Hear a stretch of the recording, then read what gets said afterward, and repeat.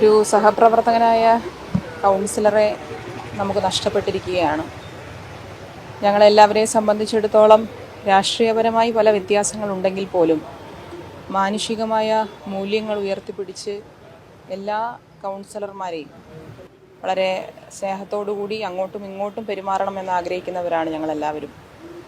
അദ്ദേഹം ജീവനൊടുക്കിയതിൽ അതിയായ ദുഃഖവും അതുപോലെ തന്നെ വളരെ വിഷമവും വളരെ ഞെട്ടലും ഞങ്ങളെ സംബന്ധിച്ച് നഗരസഭയുടെ ഭരണസമിതിയെ സംബന്ധിച്ചിടത്തോളമുണ്ട്.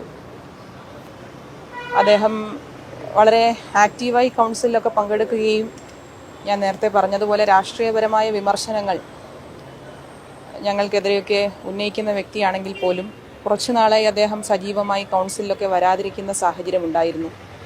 മേയർ എന്നുള്ള നിലയിലും ബഹുമാന്യനായ ഡെപ്യൂട്ടി മേയർ എന്ന നിലയിലും ഞങ്ങൾ രണ്ടാളും അദ്ദേഹത്തെ വിളിച്ച് വിവരം അന്വേഷിക്കുകയും അന്ന് അദ്ദേഹം അവസാനം നടന്ന കൗൺസിലിന് മുൻപായി ഞങ്ങളെ കാണാൻ വന്ന് ആരോഗ്യം ശരിയല്ല എന്നുള്ള തരത്തിലുള്ള സംസാരം നടത്തുകയും ബഹുമാന്യനായ ഡെപ്യൂട്ടി മേയർ മെഡിക്കൽ കോളേജ് പരിസരത്ത് പ്രവർത്തിക്കുന്ന വ്യക്തി എന്നുള്ള നിലയിൽ ആശുപത്രിയിൽ കാണിക്കുന്നതിനുള്ള എല്ലാ സംവിധാനങ്ങൾ നഗരസഭ തന്നെ ചെയ്തു നൽകാമെന്നും അദ്ദേഹത്തോട് സൂചിപ്പിച്ചിരുന്നു.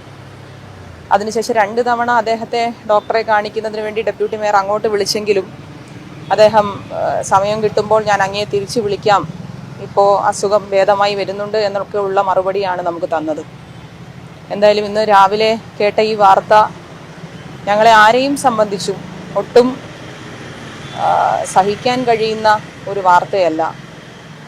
ഈ നഗരസഭാ കൗൺസിലിൻ്റെ പീരീഡിൽ ഇതിനു മുൻപ് 4 കൗൺസിലർമാർ ഇതുപോലെ അല്ലെങ്കിൽ പോലും അസുഖത്തെ തുടർന്ന് നമുക്ക് നഷ്ടമാകുന്ന സാഹചര്യം ഉണ്ടായിട്ടുണ്ട്. അപ്പോൾ ഒരു സഹപ്രവർത്തകനെ നഷ്ടപ്പെടേണ്ടി വന്ന വേദന അത് പറഞ്ഞറിയിക്കാൻ കഴിയാത്തതാണ്. അദ്ദേഹത്തിൻ്റെ വിയോഗത്തിൽ അനുശോചനം രേഖപ്പെടുത്തുന്നു.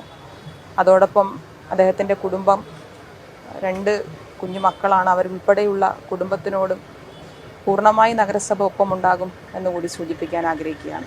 ഏതെങ്കിലും സമയത്ത് സാമ്പത്തിക പ്രതിസന്ധിയെ കുറിച്ചെങ്കിലും എന്തെങ്കിലും പറഞ്ഞിട്ടുണ്ടായിരുന്നോ ഈ ബാങ്കുമായി ബന്ധപ്പെട്ടോ?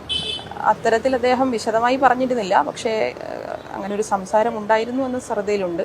പലപ്പോഴും നമ്മൾ അദ്ദേഹത്തെ ആശ്വസിപ്പിക്കാനൊക്കെ ശ്രമിച്ചിട്ടുണ്ട്. അത് അസുഖത്തെ കൂടി നിൽക്കുന്ന അദ്ദേഹം പണ്ടത്തേനേക്കാൾ അദ്ദേഹം ആരോഗ്യപരമായി കൂടി ക്ഷീണിച്ചതാണ് നമ്മൾ കൂടുതൽ ഗൗരവമായി എടുത്തിരുന്നത്.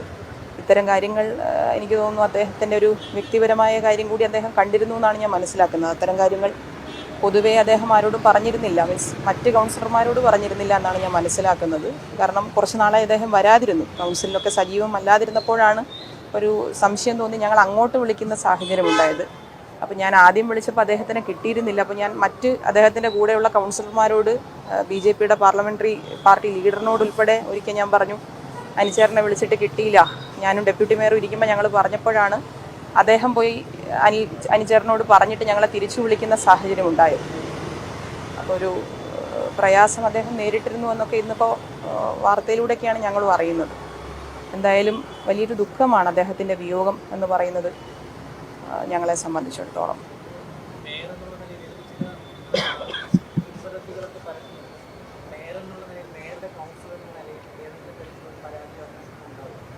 അത് നമുക്ക് ഇതിന് ശേഷം പറയേണ്ട കാര്യമല്ലേ. ഇപ്പോൾ നമ്മളെ സംബന്ധിച്ചിപ്പോൾ ബോഡി മോർച്ചറിയിലാണുള്ളത്. മറ്റു കാര്യങ്ങളൊക്കെ നമുക്ക് ഇതിന് ശേഷം ചർച്ച ചെയ്യേണ്ടതും എന്താണ് എന്ന് മനസ്സിലാക്കേണ്ടത്. നമുക്ക് വിശദമായ വിവരങ്ങളൊക്കെ കിട്ടി എന്താണെന്ന് അതിനെപ്പറ്റിയുള്ള അഭിപ്രായമൊക്കെ ഇതിന് ശേഷം പറയാം എന്നാണ് മനസ്സിലാക്കുന്നത്. ഇപ്പോൾ അദ്ദേഹത്തിൻ്റെ കുടുംബത്തോടൊപ്പം സഹപ്രവർത്തകരോടൊപ്പം പൂർണ്ണമായി ഞങ്ങളെല്ലാവരും ഉണ്ട്. ഞങ്ങൾക്ക് മതിയായ സങ്കടമുണ്ട്. മാത്രമേ ഇപ്പോൾ സൂചിപ്പിക്കാം. ഒരു ഗണപതി ഹോമം ചെയ്യുന്നതിന് തുല്യമായ പഞ്ചഗവ്യ വിളക്ക്, പശുവിന്റെ ഗോമൂത്രം, ചാണകം, നെയ്യ്, പാല്, തൈര്, ഈ ഒരു വിളക്ക് വീടുകളിൽ കത്തിച്ചു വെച്ചാൽ ഐശ്വര്യം ഉണ്ടാകുമെന്നൊക്കെയാണ് പറയപ്പെടുന്നത്. കർപ്പൂരം ഉൾപ്പെടെ ഈ കടയിൽ കിട്ടുന്ന എല്ലാ ഐറ്റംസും 100% ഓർഗാനിക് ആണ്. മിതമായ റേറ്റിൽ ഡ്രൈ ഫ്രൂട്ട്സ് ഒക്കെ മേടിക്കാൻ പറ്റിയ നല്ലൊരു സ്പോട്ട് കൂടിയാണിത്. ഡ്രൈ ഫ്രൂട്ട്സിന്റെയൊക്കെ ക്വാളിറ്റി ഈ വീഡിയോയിൽ തന്നെ നിങ്ങൾക്ക് കാണാം. വാഗമണിൽ സ്വന്തം സ്ഥലത്ത് കൃഷി ചെയ്യുന്ന സ്പൈസസ് ആണ് ഇവരിവിടെ സെയിൽ ചെയ്യുന്നത്. മിതമായ റേറ്റിൽ ഇതെല്ലാം കൊടുക്കാനുള്ള കാരണവും അത് തന്നെയാണ്. ഞായറാഴ്ച മാത്രം ഉച്ചയ്ക്ക് 3 മണി വരെയും ബാക്കിയുള്ള ദിവസങ്ങളിൽ രാവിലെ 8:30 മണി തൊട്ട് രാത്രി 8:30 മണി വരെയാണ് ഈ കടയുടെ സമയം. ഓർഗാനിക് ഐറ്റംസ് മാത്രമല്ല, ഹോം മെയ്ഡ് ചോക്ലേറ്റ്സും നാടൻ നെയ്യ് വേണ്ടവർക്ക് അതും ഇവിടെയുണ്ട്. ഇവരുടെ ഫോൺ നമ്പർ വീഡിയോയുടെ അവസാനം ഞാൻ കൊടുക്കുന്നുണ്ട്. 5 കിലോമീറ്റർ വരെ ഇവരെ തന്നെ ഡെലിവറിയും ചെയ്യുന്നുണ്ട്. വീഡിയോയിൽ കാണിച്ചിട്ടുള്ള ഏതെങ്കിലും ഐറ്റംസ് നിങ്ങൾക്ക് ആവശ്യമുണ്ടെങ്കിൽ നേരിട്ട് വന്നോ അവരുടെ ഫോൺ നമ്പർ മുഖാന്തരമോ നിങ്ങൾക്ക് ബന്ധപ്പെടാവുന്നതാണ്. ഇത് ചെറിയൊരു കടയാണ്, കുറച്ച് ലേഡീസ് ചേർന്നാണ് ഇത് നടത്തുന്നത്. തിരുവനന്തപുരം വല്യശാല ജ്യോതിപുരം ലേനിലാണ് വാഗമൺ സ്പൈസസ് എന്ന ഈ കടയുള്ളത്. ഗൂഗിൾ മാപ്പിലും കടയുടെ ലൊക്കേഷൻ കിട്ടുന്നതാണ്.